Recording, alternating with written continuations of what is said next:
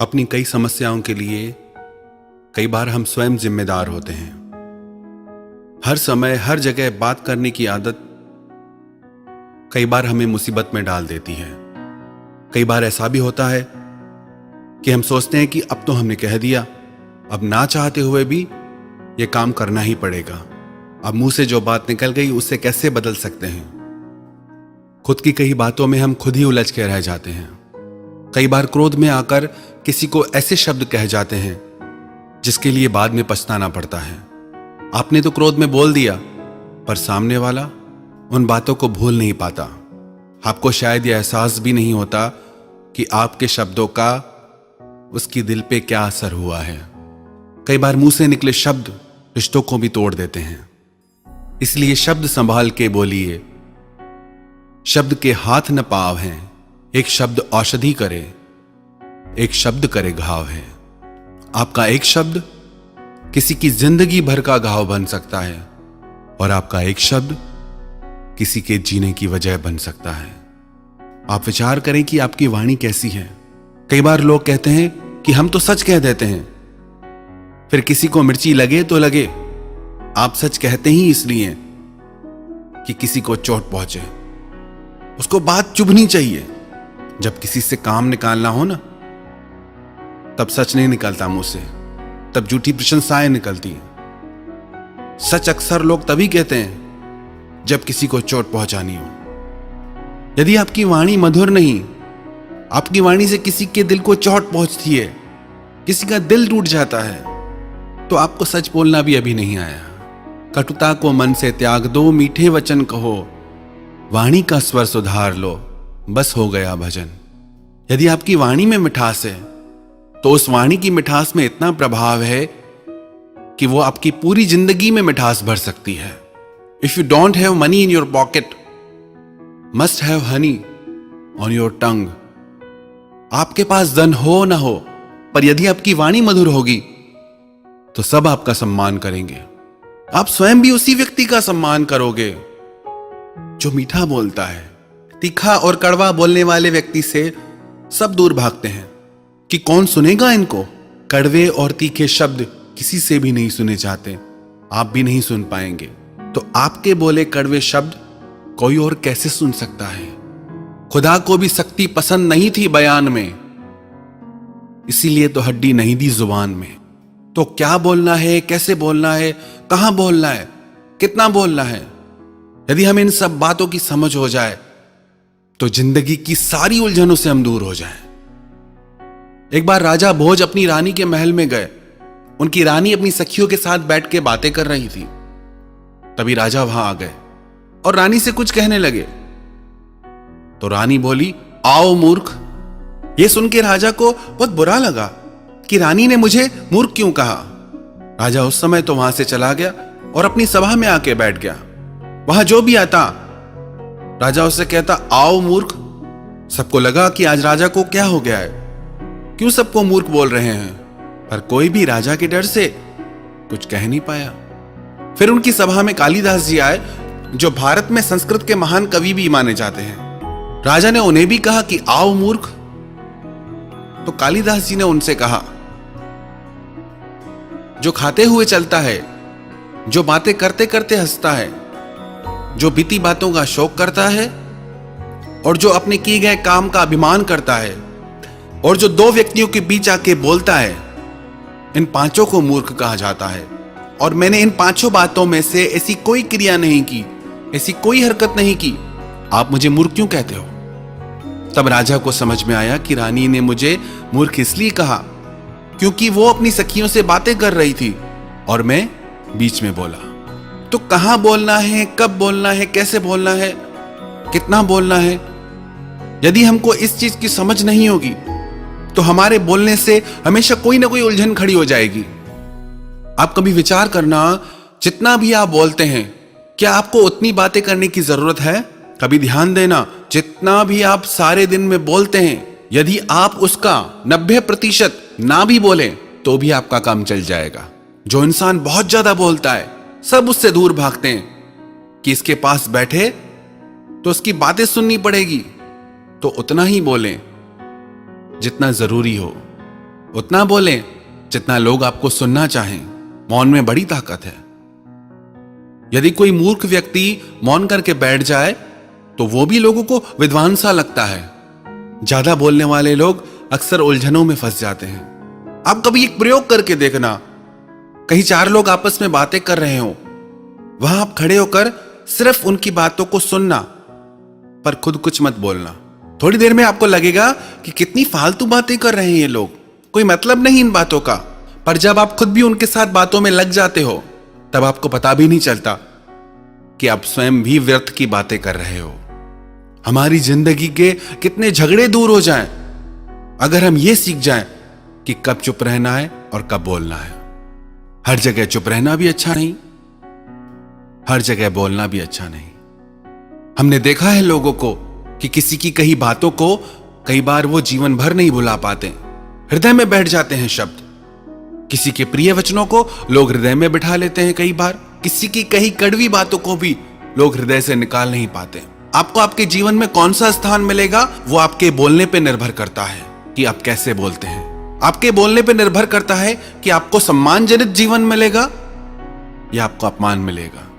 आपके बोलने पे निर्भर करता है कि लोग आपको प्यार करेंगे या लोग आपसे परेशान रहेंगे। और चीजों की चाहे हमें समझ हो या नहीं हो, पर इतना जरूर करें कि अपनी बोलचाल को थोड़ा संयमित करें, सभ्य करें। जितना हम बोलते हैं उतना बोलने की हमें जरूरत नहीं। यदि हमारे पास धन है, अगर हम जरूरत से ज्यादा खर्च करेंगे तो हो सकता है एक दिन हमें तकलीफ हो जाए। ऐसे ही वाणी है, जरूरत से ज्यादा इसका उपयोग करने पर हमें परेशानियों का सामना करना पड़ता है। कई बार लोग कहते हैं कि अच्छा हुआ उस परिस्थिति में हम चुप रहे, हम बच गए, क्योंकि हमने कुछ बोला ही नहीं। यदि बोलते तो फंस जाते। हम कई बार बोल के खुद को खुद फंसा लेते हैं, फिर कहते हैं क्या करें। तो अपनी वाणी को संयमित कीजिए और उतना बोलिए जितना जरूरी हो, और वो बोलिए जिससे आपका भला हो, जिससे औरों का भला हो, जिससे सबका भला हो। किसी की दिल टूट जाए ऐसी वाणी मत बोलिए।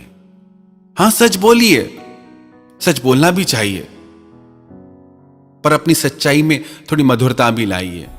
आप अपनी वाणी को ऐसा बनाइए कि हर कोई आपको सुनना चाहे कि थोड़ा और बोलो। ऐसी वाणी मत बनाइए कि लोग कहें कि बस अब चुप करो। आप चाहें तो अपनी वाणी से सब कुछ प्राप्त कर सकते हैं, और आप चाहें तो अपनी वाणी से सब कुछ गंवा सकते हैं। सब आपके हाथ में। आपकी वाणी का प्रभाव आपके रिश्तों में, आपके जीवन में, आपके परिवार पे सब जगह पड़ता है। एक राजा अपने गुरु के आश्रम में अपने गुरुजी से आशीर्वाद लेने गया कि मेरा इतना जीवन निकल गया, मुझे आशीर्वाद कीजिए कि मुझे संतान प्राप्त हो। मेरा कोई पुत्र नहीं है, मेरा वंश कैसे चलेगा।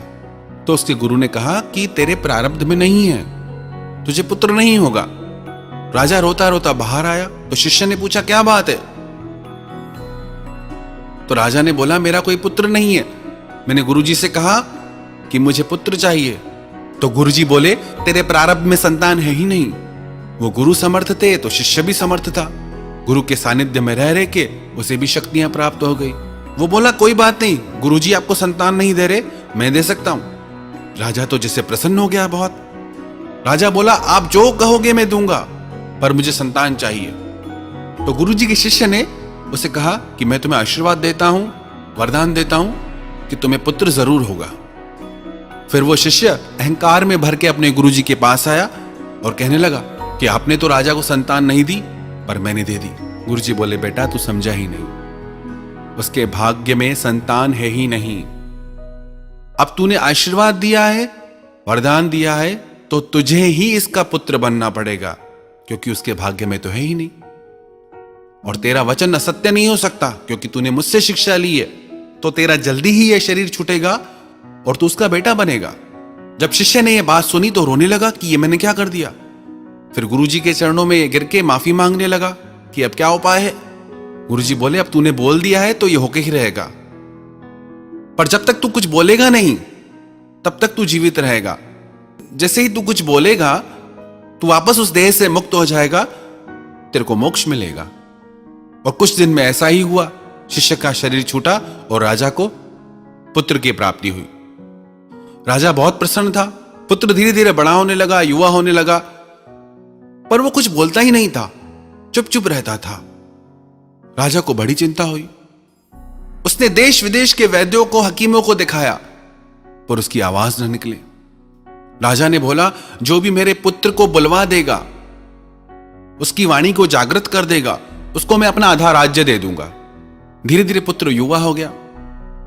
एक दिन ये राजकुमार अपने अंगरक्षकों के साथ वन में गया। वन में इस राजकुमार ने देखा कि एक पेड़ पे दो पक्षी थे। वहां एक शिकारी आया, उसने एक तीर चलाकर एक पक्षी को मार दिया, पर उसे दूसरा पक्षी दिखा नहीं, क्योंकि वो छुप के बैठा था। पर थोड़ी देर में उस पक्षी ने आवाज की। जिससी आवाज की, उसकी आवाज पे शिकारी ने दूसरा तीर चलाया और उस पक्षी को भी मार गिराया। यह देख के वो राजकुमार चिल्लाने लगा, बोलने लगा कि बोला तो मरा, बोला तो मरा। कई बार उसने ऐसा बोला। सब अंगरक्षक ये देख के चकित रह गए। वो राजा के पास दौड़ के आए कि राजकुमार बोला। तो राजा ने अपने बेटे से कहा कि बोल के दिखाओ, पर अब राजकुमार कुछ बोले ही नहीं। तो राजा को लगा अंगरक्षकों ने मिलकर ये योजना बनाई है कि झूठ झूठ हम राजा को बताएंगे और आधा राज्य प्राप्त कर लेंगे।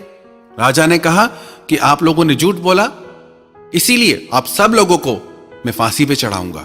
जैसे ही राजा ने यह फरमान जारी किया, तो अब राजकुमार फिर बोलने लगा कि बोला तो मरा, बोला तो मरा। अब तो राजा भी हैरान हो गया कि राजकुमार बोलने लगा और बस एक ही शब्द बोलता जाए कि बोला तो मरा। तो राजा ने कहा कि आप ये क्या बोलते हो? आपने आज तक जीवन में बात नहीं की और आप बोलते हो बोला तो मरा। तो राजकुमार बोला कि मैं कोई आपका बेटा नहीं हूं, मैं उस गुरु का शिष्य हूं जिसने आपको वरदान दिया था। गुरुजी ने आपको मना किया, पर मैं बोला तो मैं मरा। मुझे आपका पुत्र बनना पड़ा। वन में एक पक्षी पेड़ के पीछे छुप के बैठा था, पर जैसे ही वो बोला, वो भी शिकारी के हाथों मरा। इधर ये अंगरक्षक बिल्कुल सुरक्षित थे, पर जैसे इन्होंने बोला मेरे बारे में, तो इनको भी फांसी लगने लगी। बोला, महाराज, अब मैंने भी बोला है तो मेरा जीवन यहीं पूरा होता है। कई बार हम अपने बोलने की वजह से ऐसी ऐसी बातों में फंस जाते हैं जिनसे हमारा दूर दूर तक कोई लेना देना नहीं होता। आप यदि ये सीख जाए किससे बोलना है, क्या बोलना है, कितना बोलना है, तो आपकी जिंदगी की सारी परेशानियां दूर हो जाएंगी। आपकी जिंदगी की अधिकतर उलझनें आपके बोलने के वजह से ही आपके जीवन में है। माता पिता से क्या बोलना है, गुरु से क्या बोलना है, बच्चों से क्या बोलना है, बीवी से क्या बोलना है, मित्रों से क्या बोलना है, समाज से क्या बोलना है। हर किसी से आप एक जैसी बात नहीं कर सकते। ये विवेक यदि आप सीख जाएं, तो आपका जीवन संवर जाए। तो अपनी वाणी को सुधारिए। यदि आप अपनी वाणी सुधारेंगे, तो आपका जीवन भी संवर जाएगा। यदि आपको बोलने की कला आ जाए, तो आप दुनिया जीत सकते हैं। यदि आपको बोलना आ गया, तो पक्की बात है, आपको जीना आ गया।